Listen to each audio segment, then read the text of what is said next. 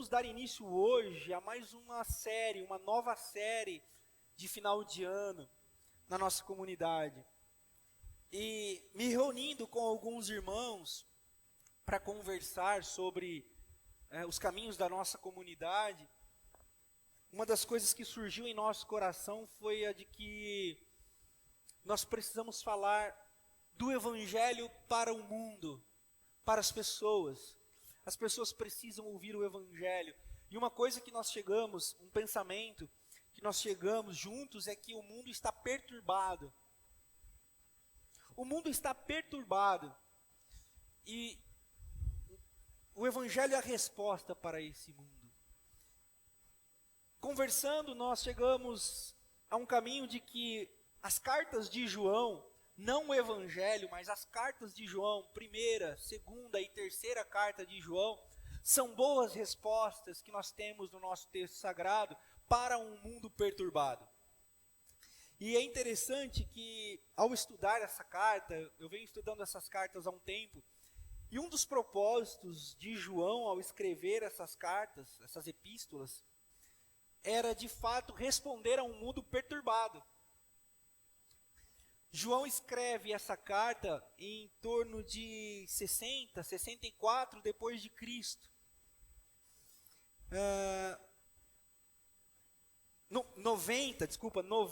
94 depois de Cristo. Isso porque o mundo estava de cabeça para baixo, porque em 68 Nero tinha cometido suicídio.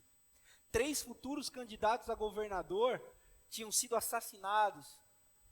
Os romanos tinham colocado fogo nas pequenas comunidades judaicas. E João tinha encontrado refúgio na Ásia Menor.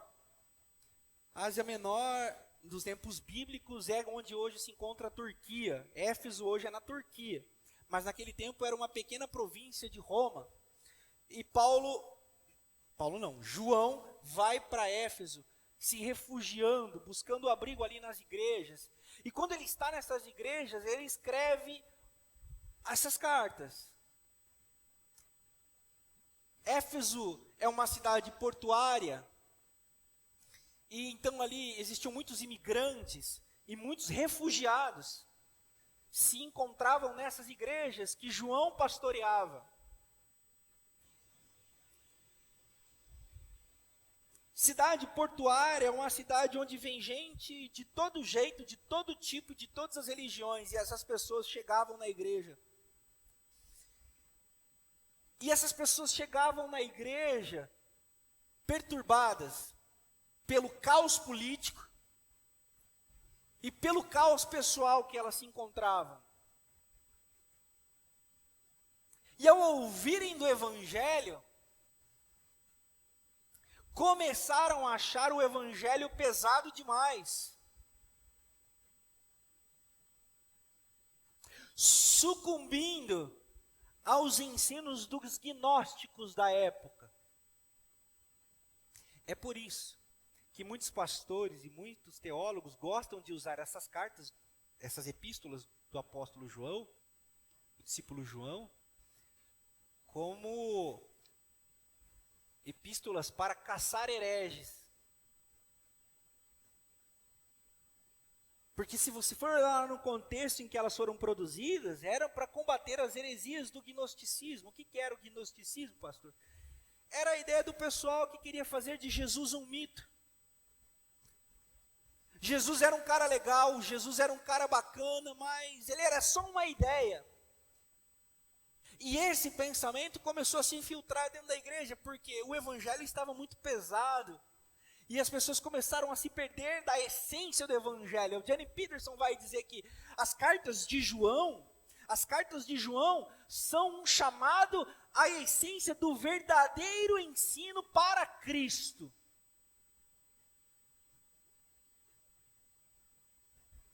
Então, nós podemos concluir, não concluir no sentido de fechar, mas concluir no sentido de discernirmos um pensamento que as epístolas de João são respostas para nós que vivemos em tempos angustiosos, mas que também, por ora, ou outra, achamos que o evangelho é pesado demais para nós, ao ponto de querermos abrir mão do caminho que temos seguido e buscarmos pseudos posicionamentos acerca do evangelho. E essas epístolas são também respostas que nos colocam de volta no caminho de Jesus. Então nós vamos seguir essa jornada. E se eu pudesse resumir em 2 palavras as epístolas joaninas, eu resumiria: Deus e amor. Deus e o amor. Deus e o amor. Nossa, pastor, isso é tão simples. Não é não? E é isso que nós vamos escrutinar nessa jornada. Isso que nós vamos examinar na luz do texto sagrado e pedindo para que o Espírito Santo fale aos nossos corações. Por isso, eu peço licença com todo temor e tremor para adentrar o seu coração. Peço que você coloque o seu coração à disposição da palavra viva, que fala e que edifica a igreja. Não faça desse momento um happy hour. Não faça desse momento um momento de distração para a sua semana. Mas que seja bálsamo para o seu coração. Que seja bálsamo para a sua alma. E que você encontre o caminho de Jesus Cristo através de tudo que está acontecendo aqui. Para a glória de Jesus, amém? Eu convido você a abrir a sua Bíblia aí na primeira carta de João. Nós vamos ler a primeira carta de João, no primeiro capítulo, a partir do primeiro versículo. Primeira carta de João, lá no finalzinho da sua Bíblia, depois das epístolas petrinas, você vai encontrar a primeira carta de João. Esse é o mesmo João que escreve o Evangelho de João, conhecido como o discípulo amado, o caçula dos discípulos. Conheceu Jesus muito novo e foi amigo íntimo e pessoal, ao ponto de dizerem e escreverem que João reclinava a cabeça no colo de Jesus. Próximo à família, é a ele que Jesus diz a cruz. Assim, João, eis aí a tua mãe, ele aponta para Maria, ele diz para Maria, Maria, eis aí o teu filho, é esse cara. Ele conheceu o amor, ele viu o amor de perto, e ele reclinava a cabeça naquele que foi a personificação do amor, e por isso que nós precisamos ouvi-lo no que ele tem a dizer. Vamos mergulhar nas epístolas joaninas. Diz assim: o que era desde o princípio e que ouvimos, o que vimos com os nossos olhos, o que contemplamos e as nossas mãos apalparam, isto proclamamos a respeito da palavra da vida. A vida se manifestou, nós a vimos e dela testemunhamos e proclamamos a vocês a vida eterna que estava com o Pai e nos foi manifestada. Nós lhes proclamamos o que vimos e ouvimos para que vocês também tenham comunhão conosco. Nossa comunhão é com o Pai e com o Filho Jesus Cristo. Escrevemos estas coisas para que nossa alegria seja completa. Amém. Amém.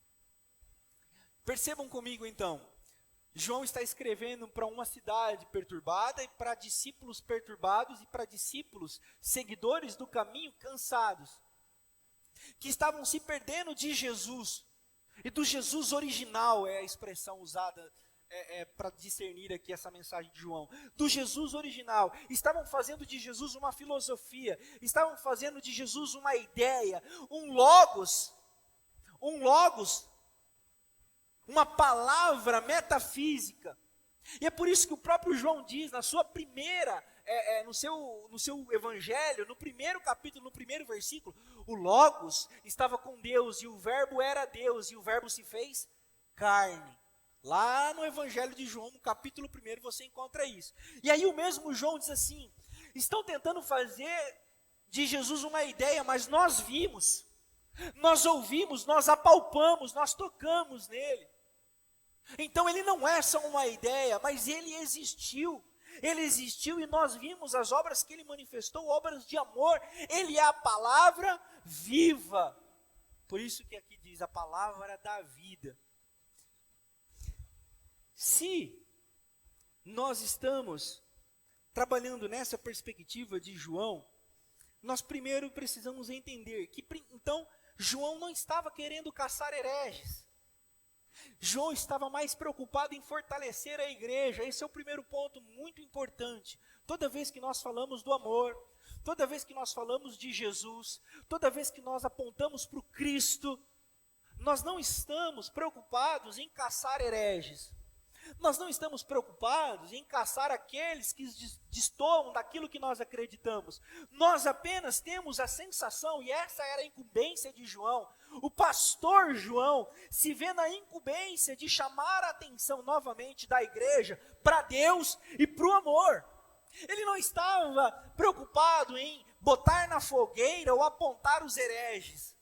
Ele estava preocupado em assim, vocês estão se esquecendo do amor, vocês estão se esquecendo daquele que um dia habitou entre nós, estão se perdendo no meio de ideias. E lá no decorrer da carta vocês vão ver que João traz de volta essa expectativa, traz de volta essa ideia de que vocês precisam descobrir sobre o amor. Então João não era um caçador de hereges. Quando nós falamos para curar um mudo perturbado, nós não devemos nos tornar caçadores de hereges.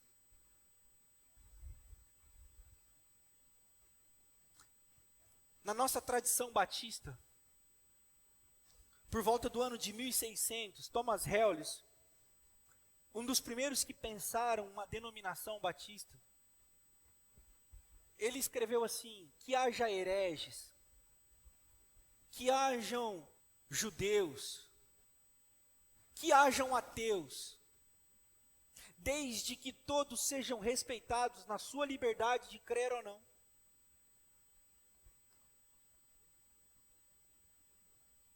O amor, ele não tenta convencer as pessoas. O amor ama a todas as pessoas. E cabe a cada pessoa reconhecer esse amor ou não. Então nós não somos caçadores de hereges. João não escreve na perspectiva de caçar hereges, mas de chamar a atenção da igreja para o amor. Para um mundo fraturado, para um mundo perturbado, João escreve como um pastor. E ele continua.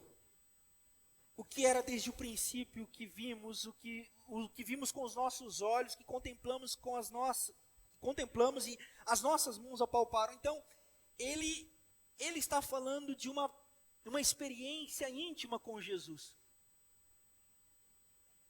Íntima com Jesus.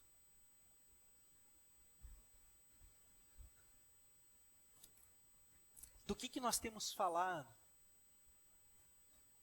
O que mensagem nós vamos levar para o mundo? Sobre o que ou como nós estamos mergulhando?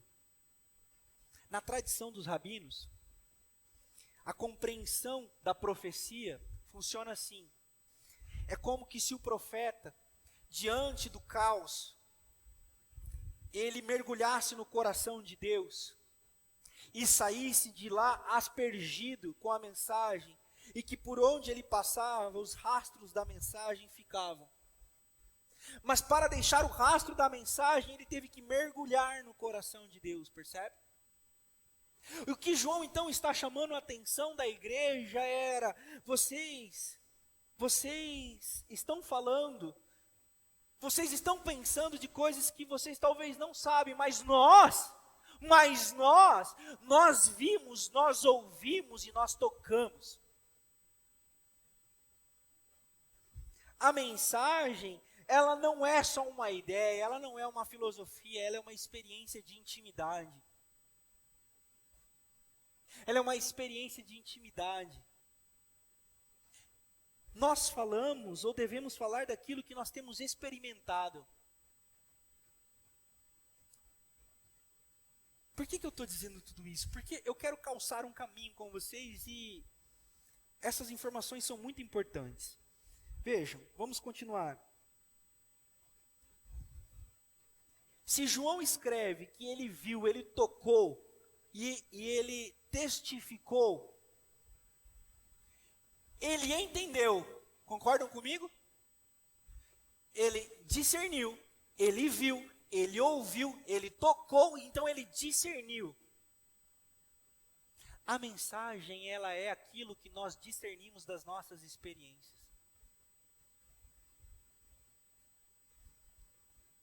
As experiências com Deus acontecem, mas como cada um vive essas experiências, são incalculáveis. Pastor, o que o senhor está querendo dizer com isso? Eu estou querendo dizer que João escreveu sobre a experiência dele, e ele testemunhava, e ele escrevia e fortalecia a igreja a respeito da experiência dele. Venham comigo aqui. Existem muitas pessoas que têm experiência com o livro. Existem muitas pessoas que têm experiência com uma doutrina.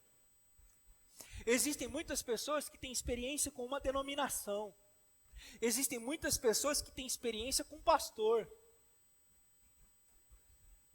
Mas nós não precisamos de experiências com o livro. Nós não precisamos de uma experiência com uma denominação, com uma religião ou com um pastor. Nós precisamos de experiência com uma palavra. E a palavra é com P maiúsculo, que é muito maior do que um livro. Ela é o verbo que se fez carne e habita em cada um de nós e está sendo derramado sobre toda a carne. João teve a experiência dele e escreveu sobre a experiência dele com autoridade. Nós precisamos buscar as nossas experiências com essa palavra viva.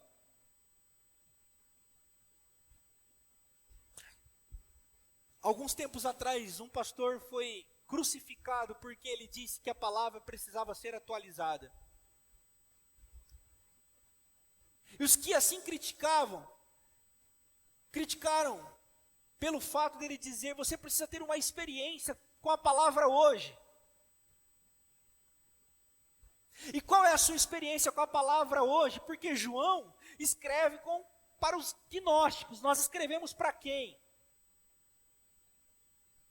Quem são as pessoas que estão se perdendo do evangelho e da vida que estão à sua volta? Você vai ficar caçando gnósticos da sua volta? Você está fugindo de perseguição do imperador? Não, então você precisa ter a sua experiência, no seu tempo, do seu jeito. A revelação, ela é atual a todo momento. A revelação, ela é contextualizada a todo momento. Sabe por quê? Porque a palavra é viva para o seu tempo. O livro é um registro, mas a palavra, ela é viva. Ela é eficaz. A palavra, que é Ele, o verbo encarnado, fala conosco, fala com você, todo tempo, a todo momento, ministrando graça, ministrando cuidado, ministrando ensino.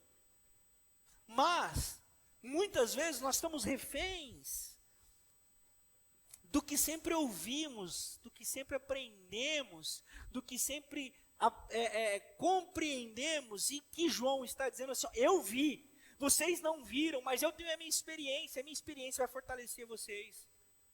A nossa experiência com a palavra viva deve produzir vida nas pessoas e não gente convertida à nossa religião. A nossa experiência deve aproximar as pessoas de Jesus Cristo de Nazaré e de Deus e do amor, e não da nossa religião e da nossa forma de pensar. As nossas experiências com Deus vai nos transformar em agentes de amor e de graça, para que as pessoas comecem a perceber que Jesus Cristo é real, que Ele não é uma ideia, e que o Malafaia não tem razão, desculpa.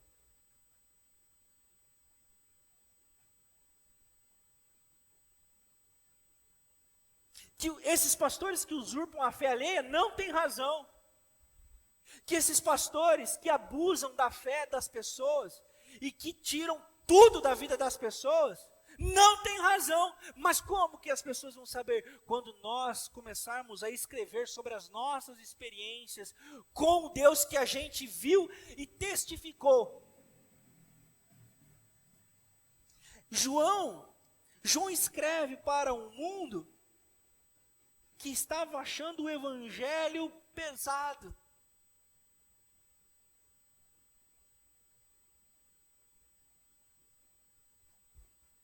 O evangelho estava se tornando pesado porque o amor estava se esfriando.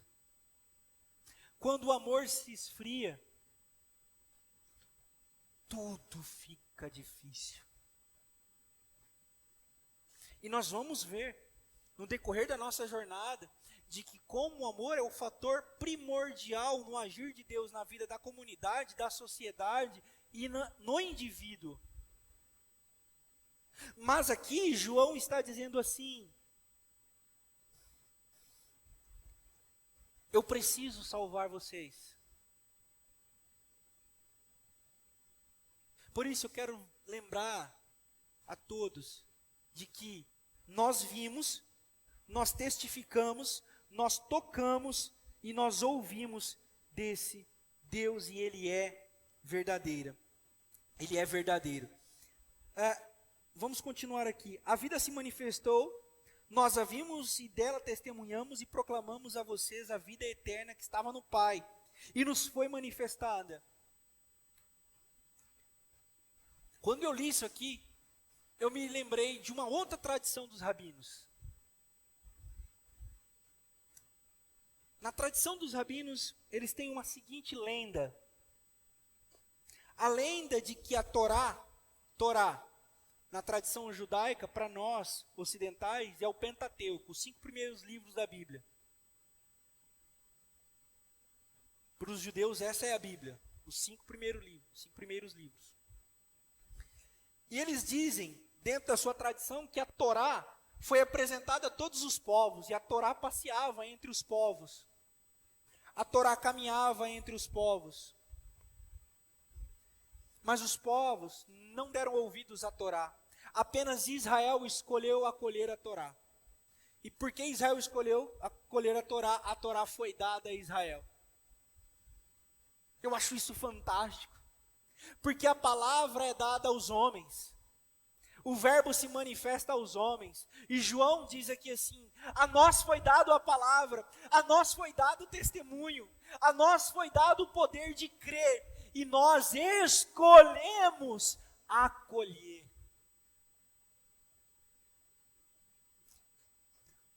O que significa isso, pastor?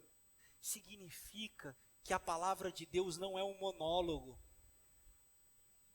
Ela é um diálogo.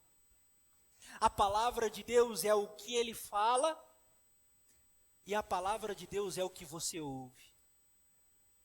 A palavra de Deus é o que Ele fala, e a palavra de Deus é o que o profeta escreve. É por isso que o profeta escreve muitas coisas que nós não compreendemos. Sabe por quê? Porque não é do nosso tempo, uai. Os profetas escrevem uns negócios lá que a gente olha e fala assim: rapaz. Um exemplo. Deuteronômio diz que o homem não deve cobiçar a mulher de outro homem, certo? Os mandamentos.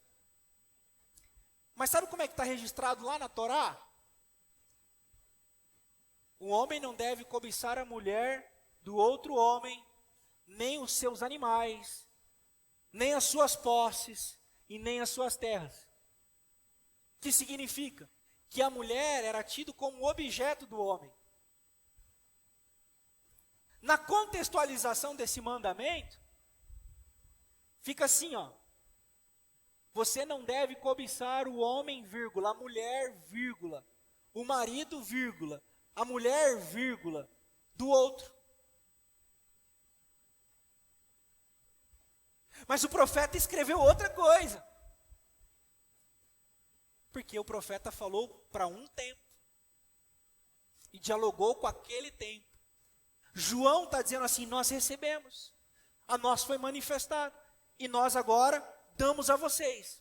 E para nós hoje, nós recebemos e nós damos o que nós temos recebido e ouvido da parte do Senhor. Essa é a palavra que é viva, que fala para além dos limites do tempo. É por isso que ela é viva, porque ela fala para além dos limites do cronos, da linha do tempo. Então, se nós temos aqui essa mensagem que é nos dada, cabe a nós, a cada um de nós acolher, cabe a cada um de nós discernir, para que a gente possa também passar. Aí você pode falar assim: pastor, eu não estou conseguindo nem me sustentar. O senhor está dizendo assim, eu tenho que passar uma mensagem. Você pode estar pensando assim: pastor, o senhor não está ligado, mas eu estou lascada. Eu não estou conseguindo orar para comer.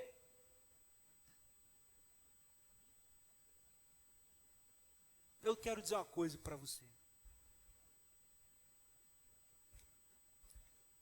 Eu tenho aprendido que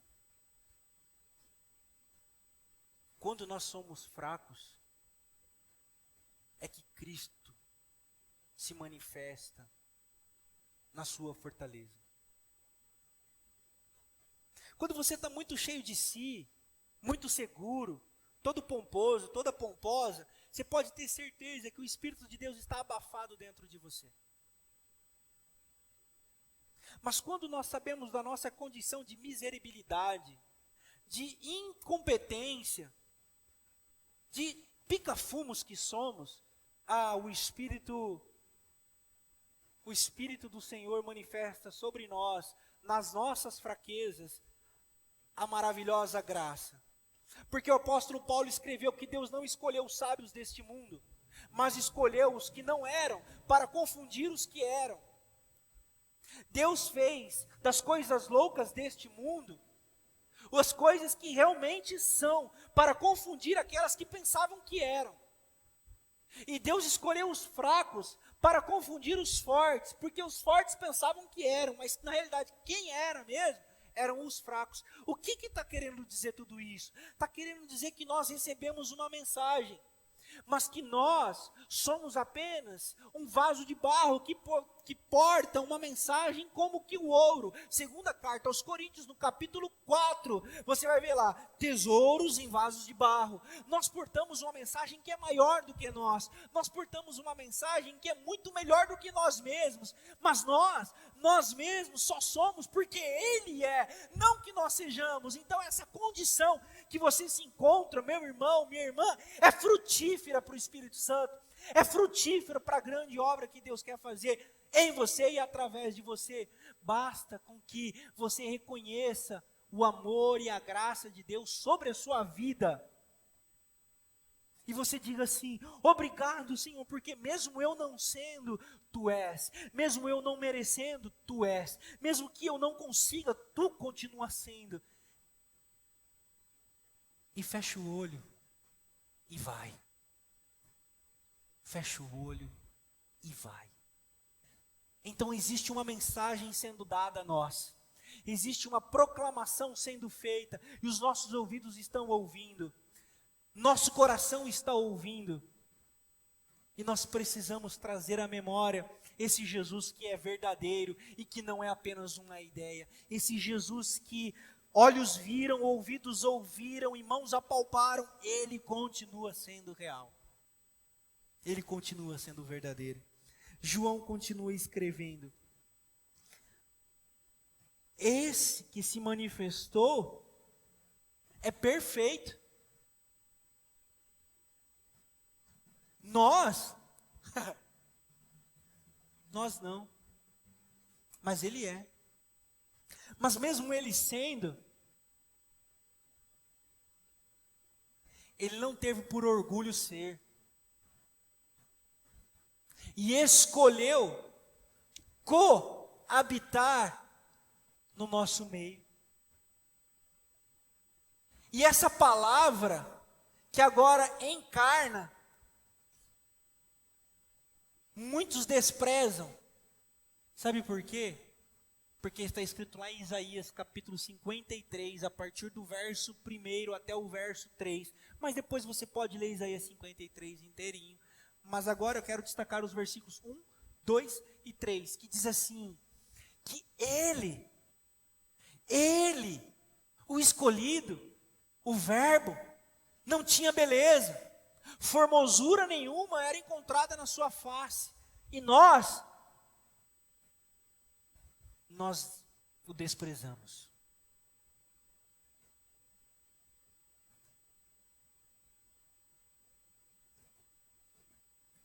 Filipenses, no capítulo 2, diz que Deus, sendo Deus, não teve por orgulho ser igual a Deus, mas antes esvaziou-se a si mesmo, tomando a forma de homem, tabernaculando entre nós.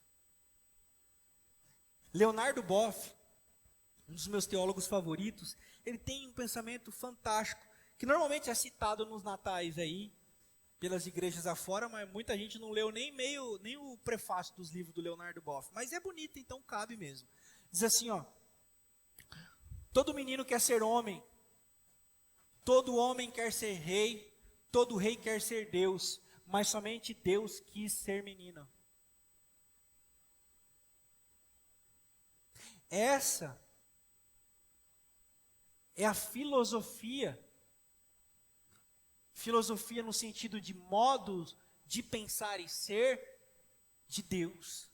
Ele não se engrandece, ele não se ensoberbece. Então, na nossa pequenez, na nossa falta de valor em nós mesmos, ele não nos despreza, ele não nos joga para fora, ele se diminui, ele nos encontra.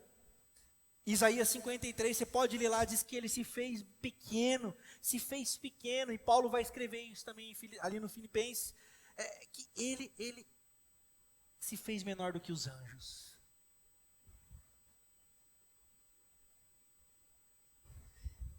Ah, queridos, essa é a palavra da vida. Esse é o verbo da vida. O verbo que é para os fracos. O verbo que é para os que precisam se reencontrar novamente com o amor. O verbo que é para aqueles que precisam se reencontrar novamente com Deus.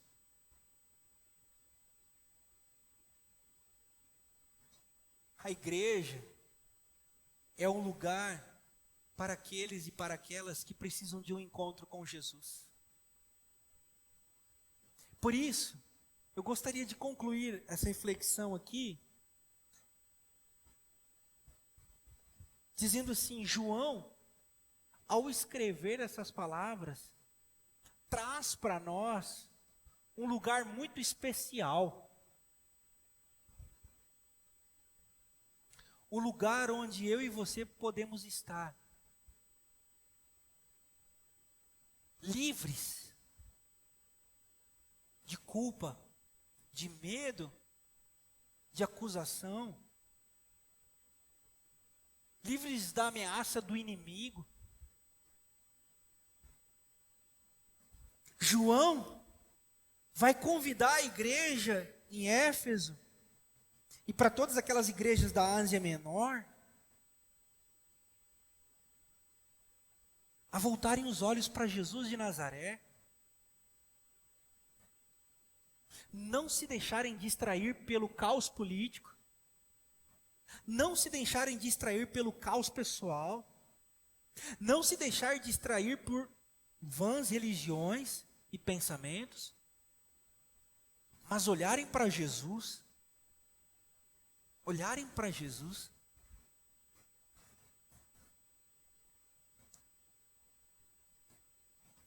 Talvez o que você precisa hoje é conseguir levantar os seus olhos, para que você enxergue. Talvez a sua cabeça pode estar tão baixa, por conta do pecado, por conta da culpa, por conta de tudo aquilo que eu já acabei de falar, E você não consegue levantar os seus olhos e ver que grande é o Senhor. Mas nessa noite eu quero convidar você a levantar um júbilo de adoração a esse Deus.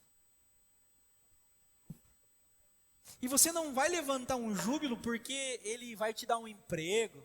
Você não vai levantar um júbilo porque Ele vai te ajudar a pagar as contas no final do mês. Você não vai levantar um júbilo porque Ele vai curar você, o seu pai, sua mãe. Você vai levantar um júbilo porque grande é o Senhor.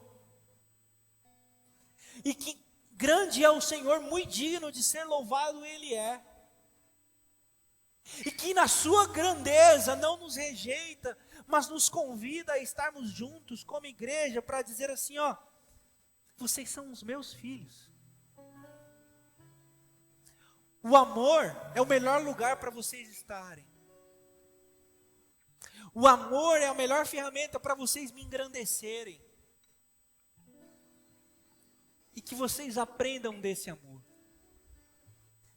E nós começamos hoje essa jornada, dizendo assim que nós não vamos encontrar um amor fora de Jesus. Porque Ele é o centro, Ele é a mensagem, Ele é o Logos, Ele é a pessoa, Ele é o Verbo encarnado, Ele é aquele que vem ao nosso encontro, Ele é a plenitude, Ele é o começo e Ele é o fim, Ele é o princípio e Ele também é o fim, Ele é a eternidade que agora é um. Ele é a eternidade que agora é um. E nós vamos conhecer esse amor. Nós vamos caminhar nesse amor. Nós vamos juntos nessa. Porque o amor cobre uma multidão de pecados. E que ainda que haja a fé, e que ainda que haja a profecia, todas elas passarão. Mas o amor, esse jamais passará. Eu quero convidar você a se colocar de pé. E nós vamos cantar com todo o amor que nós podemos dar para Ele. E você pode dizer assim, pastor, eu não tenho nada para oferecer. Ofereça suas lágrimas. Ofereça a sua miserabilidade. Ofereça a sua incapacidade de ser e diga, Senhor, eu não tenho nada para te oferecer. E sabe o que a Bíblia diz? Bem-aventurados são aqueles que sabem que não tem nada para oferecer, porque esses são os bem-aventurados. A Bíblia chama de pobre de espírito. Bem-aventurados são vocês. Então nós vamos cantar, que grande é o nome do Senhor e digno de todo o nosso louvor, da nossa adoração. Ainda que nós não sejamos, Ele é. Ainda que não podemos dizer, Ele nos permite que falemos e cantemos para Ele. Vamos dar o nosso melhor. E Ele se manifestará a você. Na sua semana, na sua casa, no seu trabalho. Ele vai se manifestar a você e você vai dizer assim, é verdade. Obrigado, Senhor. Você vai se lembrar do que estamos dizendo e conversando aqui. Porque Deus não falha. Porque Ele é